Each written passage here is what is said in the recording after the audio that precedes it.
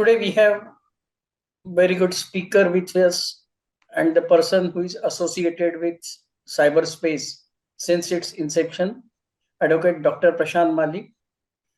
In brief, he needs absolutely no introduction in this particular cyberspace, but for those few who may not be knowing Dr. Prashant, he is a distinguished cyber security and cyber law privacy expert lawyer in India.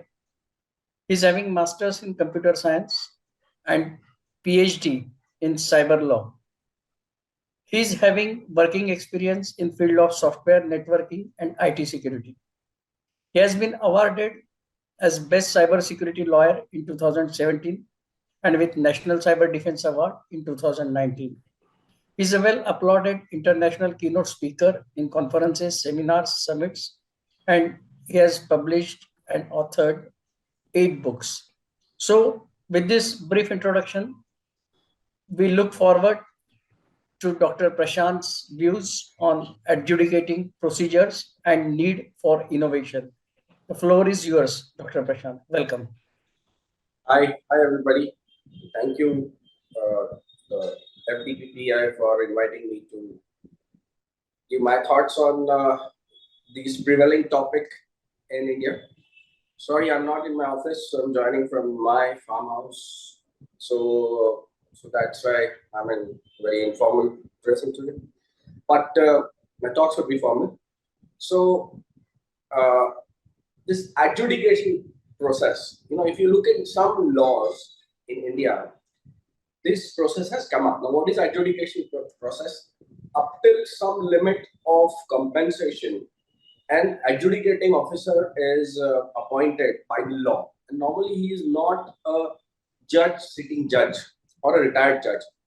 He is an executive. He is an IS officer, and he adjudicates the matter to his conscience. Now, if we look at IT Act and under Section 45, 46 of the IT Act, there is a principal IT secretary which adjudicates the matter pertaining to cyber-related cybercrime or even privacy-related matters where the data gets compromised, etc. And his limit is up to 5 CR, 5 crores of rupees he can adjudicate.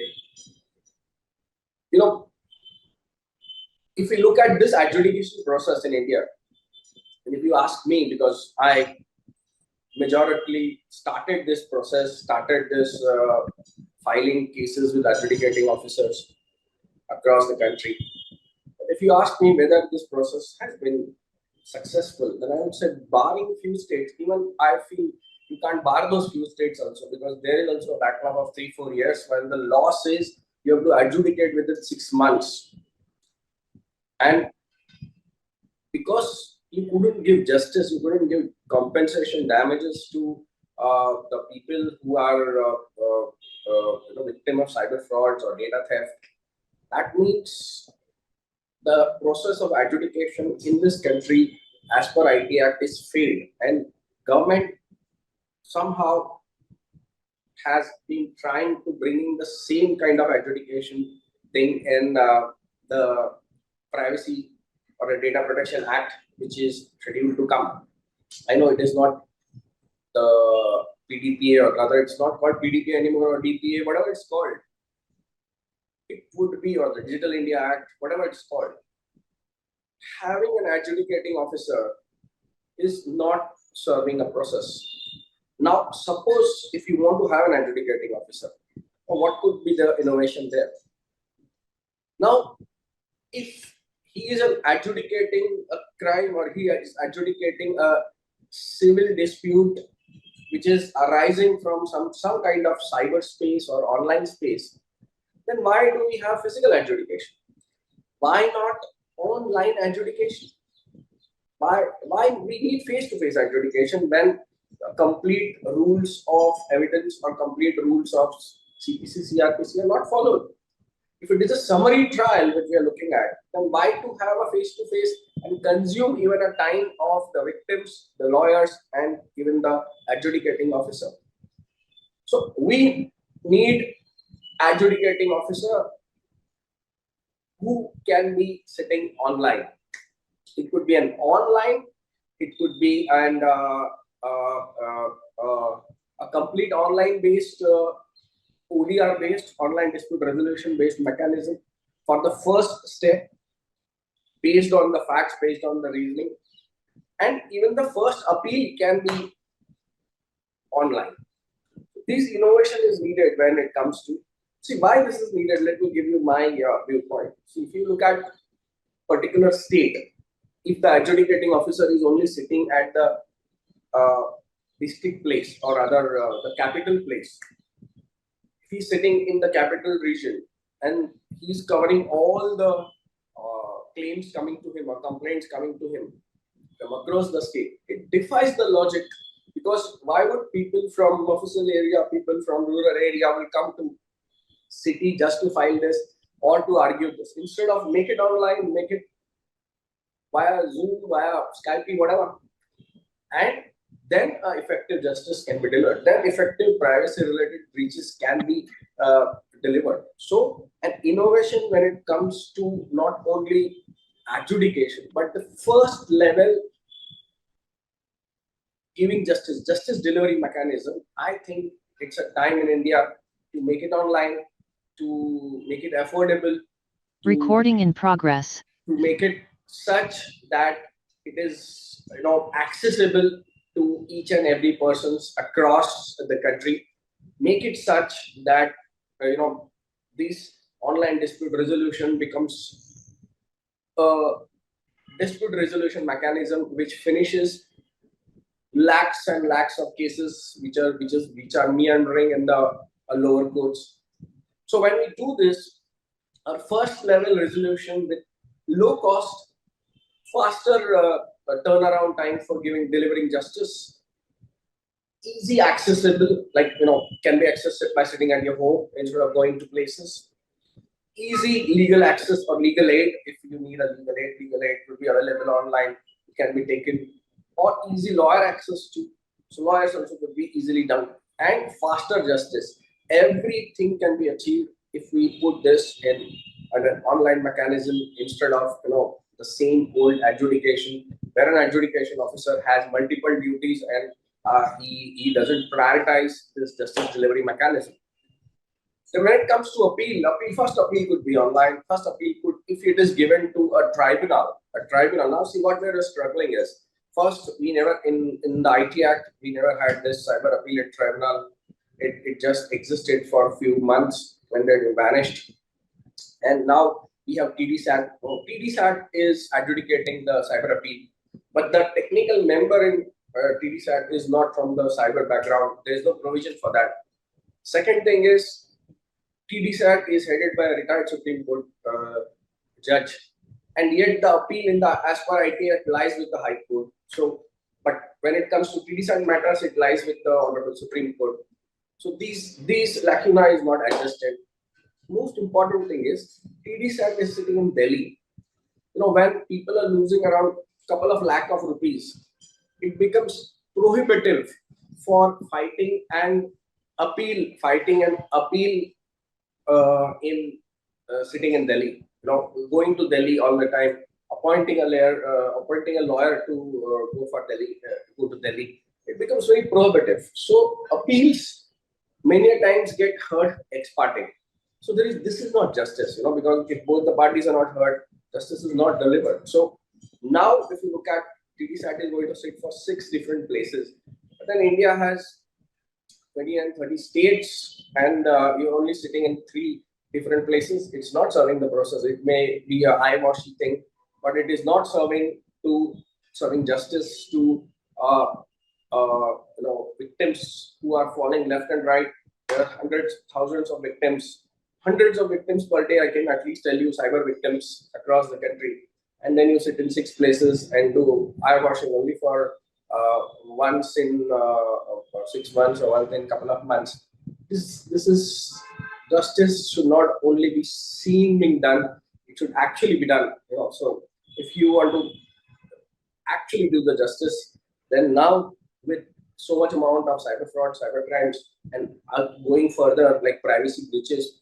Right now, also as I speak, there are so many privacy breaches happening, crypto-related frauds happening, crypto-related leakages happening, and we don't have law towards it. So whether it is crypto or whether it is data breach or whether it is cyber-related things, everything needs to be set upon an innovative adjudication approach, adjudication or the first level of justice approach or the first court of justice where they can approach for remedial recourse should be online. It should be, and we can have a legal infrastructure. Government of India or the courts can take lead into it. The e-courts committee can take lead into it and make this as a framework. And this framework can be deployed by anybody and everybody. It's not only pertaining to a particular law, but it can be hired and delivered, or it could be as a service. This platform could be as a service, platform as a service on the cloud can be offered, where your e-commerce people can use this, or the fintech industry can use it for adjudicating the first level of fraud. Even this 2,000 or 4,000 rupees stuff fraud, or he has lost the money. If you bring the cost of adjudication to hundreds of rupees, then you can give justice to the frauds of 2,000, 6,000, and 10,000 rupees, or a data breach of a common man. When because since we want to get personal, non-personal data in the data privacy, then if you want to give justice, then justice can be delivered by an innovative mechanism in adjudicating, that is the first level process, and in the appeal process. Because after first appeal, if it is going to the higher courts, yes, then managing the cost there could be an individual's issue. We can go to conciliation matter. We can conciliate or arbitrate the matter further, and for the amount he is being claiming.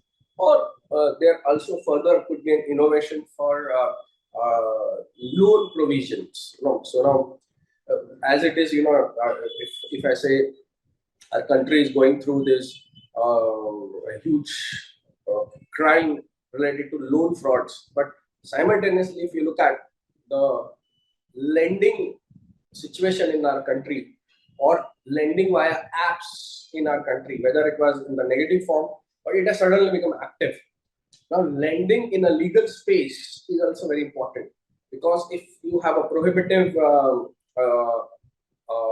legal cases going on where you certainly expect that you may get damage and compensation at the end of it, then why not have this online loan mechanism also associated to the online legal framework, which I'm suggesting, of ODR, or online dispute resolution, at the adjudication and appellate level. So a loan formulation can also happen. So a prohibitive legal expense can be covered by a loan, and then it can be adjusted via the result or the compensation directly by the court, because it can be mortgaged before the court. And finally, you can also have insurance coming in, because if there is a risk, it can be insured. So an insurance and loan mechanism getting attached to an ODR mechanism can be really an innovating factor in a country like India, where prohibitive costs for legal expenses prohibits people from going to asking justice from the legal framework as it exists today. So if we have these three things, online legal recourse, appeals, helped by banking loans, and appeals, risk of appeals covered by insurances, I think we can see the justice to be done, or then actual efforts are made to give justice in this online cyber world, or in this privacy aspect can actually be seen. Actually, the intention being implemented can be seen, or else we'll have the same reputation of the failed adjudication in the IT Act. And if we don't address to this adjudication, I don't think the new adjudication which is being proposed, or which will be proposed in the IT Act, will have any fruits for common man or even corporates. So that's me, and I feel that's my viewpoint on innovation to adjudication, and innovation to what do you call appellate tribunals, because tribunals need to be functioning, and they should be seen as being functioning. So, and appeals are seen as a justice delivery mechanism. So, once the proposal which I'm giving, if this is being achieved or this is being implemented in our country, then I think this can be given a broader job of the same legal framework can have a broader job of accepting the privacy breach reports being filed online, accepting the privacy compliance report being filed online, and everything can go online. So I feel the law which is slated to be bought by Government of India should speak also about the legal framework, privacy by design. Since it is talking, then it also should talk about a design framework of implementing the law, of implementing the legal framework in this country. And this can be done obviously by designs and frameworks and a software then associated with it. If it is done, if it is done via software which actually can be, monitor the privacy breaches, privacy compliances, privacy related cases, privacy related case laws emerging in the country, everything when it goes online and it is available as an app or as a website for general people at large for adjudicating it online, appealing it online, even claiming for getting a loan online for legal recourse, getting a insurance for legal if the risk is high. All this if can be done, and this can be a part of your PDPA or DPA, Data Protection Act, which is slated to come. Then only I feel the intention of government, intention of the law can get actually implemented. Now I want to bring one more point before you. All this good things what we speak, but what remains is the awareness about privacy amongst Indians. If we look our culture is not privacy specific. Our culture is open culture. Here we discuss freely on the road about private things, what which can be termed as private things in Europe or in US. Here we discuss it in openly. Here, because of WhatsApp, we discuss it on WhatsApp groups about private things about some people, some friends. Why this is happening? That has to be introspective. It is happening because privacy is not a part of our curriculum in schools. What is privacy is never defined or taught in moral science or community living topics. With illustrations, if kids are being taught, then they will understand what is privacy and how to respect someone's privacy. So education should be the part of, or awareness should be the part of Data Protection Act, which is slated to come, which was a mistake done in the IT Act. Now we are in 2020, 2022, 21 years of the IT Act. Yet we have to achieve the awareness of cybercrime, cyber law related in common man. Even educated people are unaware, some uneducated people are unaware of cybercrime, cyber law, existence of that, what are the remedies, where to go, what to ask, nothing is being known yet to many people. So we have failed in creating awareness there.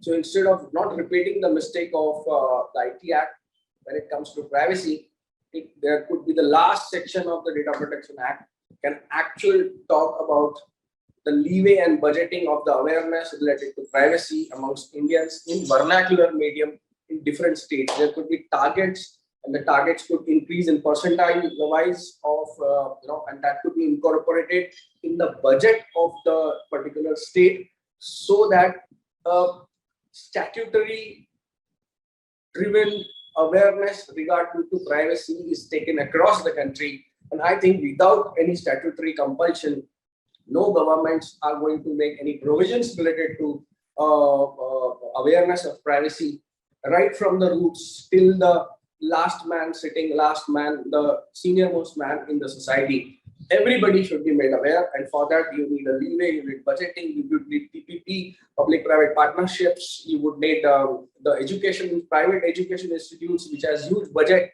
to contribute some percentage of the fund towards this privacy awareness. Banks, BFSI, who are hit most with the privacy, they can contribute. So a kitty can be developed, and that kitty can advance the privacy related awareness in our country via obviously concerted efforts through statutory provisions. So this is another mistake, this is another innovation which is required when it comes to privacy. And in this also there could be awareness about what are remedial measures and where you can ask from, what remedies you can ask from, which places you can ask from, what is the adjudication, how to approach. Everything can be done on this, and there could be volunteers around this who will be doing this job. So innovation when it comes to justice delivery mechanism, even though India is today innovating, the Startup India, Stand Up India has a lot of innovation there. But when it comes to justice delivery system, innovation is missing. Innovation is missing because I feel like competitions like hackathons or competitions like some innovation in implementing legal justice system via online delivery mechanism, we don't have competitions here. Honorable Supreme Court, Honorable High Courts can have competition in the respective states, and something can come out, and that can be implemented in our country via, because we have young minds which innovate really nice. Young minds who have become victims, they innovate more better because they have become a victim and they want to do something good for the society. So these can come into the hackathon-like competitions to suggest innovative frameworks, online frameworks from where the justice delivery mechanism as regards to adjudication and appeals for the privacy-related breaches, etc., can be delivered. So we need concerted efforts. We need political will at the center to get in all this, and we need public policy amendments at every level to bring in this. I feel giving justice in a country like India without online is now become futile. And because of COVID restrictions, even the Honorable Supreme Court, Honorable High Courts are now become aware that online justice delivery can happen. Online justice delivery is cheap. Online justice delivery is faster, and online justice delivery is affordable. So all these points have been very well known. The awareness has been there. Now we need a push from organizations, the various organizations and NGOs and thought leaders, and papers can be published around this, so we can have some kind of kranti in this country towards online dispute resolution. If you see this about online dispute resolution now, the grievance committee in the new IT rules is being thinking to formulate the grievance appeals via online dispute resolution. So I don't know how it is going to happen, but this was my suggestion to them, and it has been accepted. But the implementation, I'm unaware. But that how it gets implemented could be a role model for other online dispute resolution in this country to happen. So, dear friends, dear listeners, dear privacy practitioners, I know the next few years when the law gets passed is going to be a roller coaster ride for every company, every privacy practitioner in this country, every privacy lawyer in this country, because there will be so many things to get demystified. Now, just to give an example, I keep saying that when I started, cyber law was the only law. We used to say we are a cyber lawyer, but now there are super specialization within cyber law, and cryptocurrency becomes one super specialization. Today it is being discussed hotly, and if you see the public policy wise, there are different statements coming. One side, the Honorable Minister says that we are not stopping from innovating you in crypto and blockchain. One way it is saying that it is when you buy cryptocurrency with Indian currency, then you are in conflict with FEMA rules because Indian currency is not convertible. So such kind of public policy statements, public policy rules, sorry, the law needs to be a definite direction. Similar privacy related things need a definite direction. And when privacy law becomes a reality, initial lawyers would be called privacy lawyers, but later it could be broken down into possibly industry-based privacy lawyers or age-wise differentiation or gender-wise privacy lawyers. Anything can happen in the huge gamut of privacy practice which is slated to come. Or some lawyers could actually be handling court matters only. Some could be for compliance matters only. Some could be only for consultation related to privacy, and some could be only as advisor in the privacy domain. So there is huge career-related thing also opening up. The next generation is looking towards data privacy. When I talk to various law students from NLU and top law schools, they have this rosy picture about privacy and privacy as a practice being coming up apart from the other laws. So a lot of happenings. I think if these happenings are going to happen, we need innovation to innovate and bring this law to the fruitfulness with the intention it has to be implemented, and India should become privacy compliant or privacy leader in the whole world.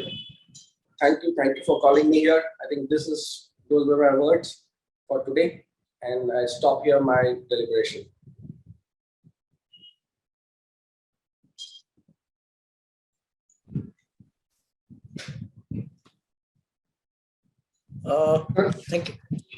Thank you, Prashant. Thank you. I have one question or need to know your views on one particular topic. Yeah. Like you mentioned that online dispute resolution or adjudicating officer should function online. What are your views on spreading this particular power of IT Act in civil suits? Like, in criminal matters, it has been given to all district courts. So will it be better to pass this particular power like in civil criminal matters to all JMFCs or relevant judges so that it can be taken up to district level? Yeah, instead of having one adjudicating officer for the whole state, it could be if you have 20 districts, you could have 20 adjudicating officers. He could be, instead of he being from the executive, which is right now, he's an IS officer. An IS officer does a lot of admin jobs. So instead of he being overloaded by this, it could be taken away and given to a district level judge.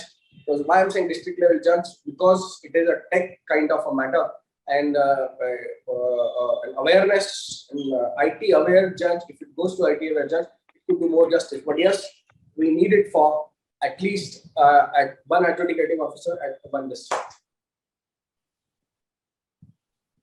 Thank you. Ramesh sir, do we have any other questions in chat box?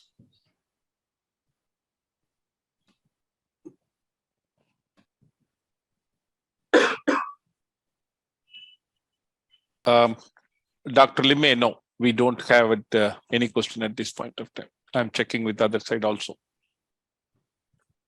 Yeah. Navi sir, your views, please. Navi sir? Yeah. Definitely, this is a topic of a lot of interest for people like us because when I first took the Umashankar's case in the year 2008 to the Tamil Nadu adjudicator, that was the first adjudication case, and it took 14 years to travel through adjudication and appellate tribunal and now the High Court. So these 4 months, 6 months have been given a go by. Hopefully that will not recur when we have a grievance appellate tribunal, where this mandatory online thing has come, and also perhaps when the PDPB replacement comes, there will be adjudication from the Data Protection Authority's representative, whoever is appointed, and an appellate tribunal. And I am happy that Prashant is advocating for this online dispute resolution, which should have been there long time back, particularly for domain name disputes and other things. Going to court and other things is completely not necessary. So one of the things which I can ask Prashant is this adjudication authority, which is today a single person IT secretary, should it not be having a legal person like a law secretary, so that the person with technology and with law both are available here, just like what DDSAT has got a technology person and the legal person. Of course, there itself you were telling that he is not from cyber technology, but at least there is a technology person and a legal person. Similar thing, should it not come to both cyber appellate tribunal? Of course, cyber appellate tribunal is no longer going to be there. And this particular adjudication at the IT secretary level, what do you think? Yeah, I agree with your view. Like, we need to have someone who understands both, or either they could be one person understanding both things, tech plus law, or you could have a team of two people, like it's there in the at the tribunal. One is knowing the law, another knows the tech part. So if the IT secretary knows the tech part, then a lawyer could be forming a part of his team. So things are easy. Now also, what problems we face is they don't come from the court's background. So they don't know how, and they have power of civil court. So right from preparing from Roznama to, which is a court process, they were unaware, where to prepare court Roznama has to be prepared. Even a certified copy of a Roznama should be given. They were unaware in many cases. How to write an order and how to write a justification of an order, how to conduct a case and how to get evidences there and there. So we did some training, the Judicial Academy did some training for them to understand this. But the moment when we do a training, they get transferred here and there. So that was another problem. But yes, we need a person in adjudicating, either a lawyer or a mix of both law and thing. So I think that would give a better justice, a better reckoning to all the intention of the government and the intention of the law. So one online adjudication, I think, happened in Maharashtra. Were you involved in that, Prashant? Yeah. So the online adjudication was only for One certain hearing. part. Yeah. So online, it was for certain time during COVID. It was happening. So when a lady adjudicating officer was there, so she was conducting, but what was the result of it?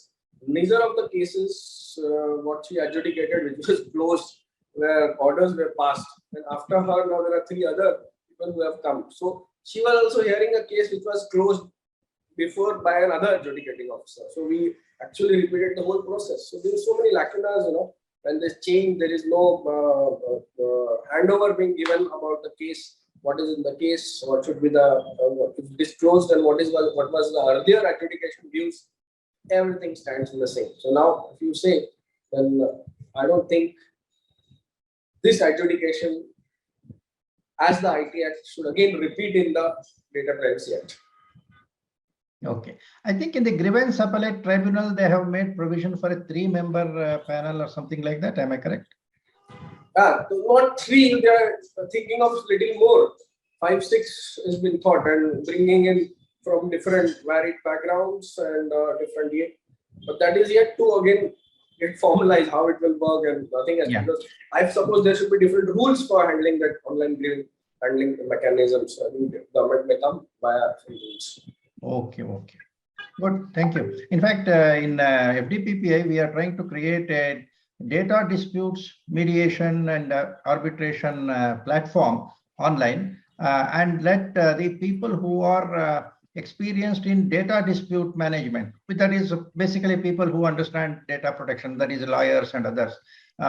We would like to actually have them on board and provide that as a sort of an online mechanism, at least for mediation, where legal implications are much less. Do you think organizations like ours should attempt that kind of a thing? Yeah. Organizations like you should actually have an arbitration house, and under which you can the same what I was suggesting about an online ODR framework. Either you take that and implement at your location, or you make it and suggest to the government, so government can implement it. Either of this can happen. And there are some online dispute resolution mechanism on different websites doing this, so that models can be actually you really can do it for your own members or from other parties also who sign up for your arbitration. Thank you. Yeah, Ramesh. Yeah, great. So, Prashant sir, extremely, a great, nice, inspiring session. I'm sure all the participants would have got the kind of clear idea that, how it's working. And thank you very much for your time. That too, I hope we are not disturbed your vacation, right? Yeah. Thank you very much once again. Yeah. Thank you. Thank you very much for calling me here. Sure. Next,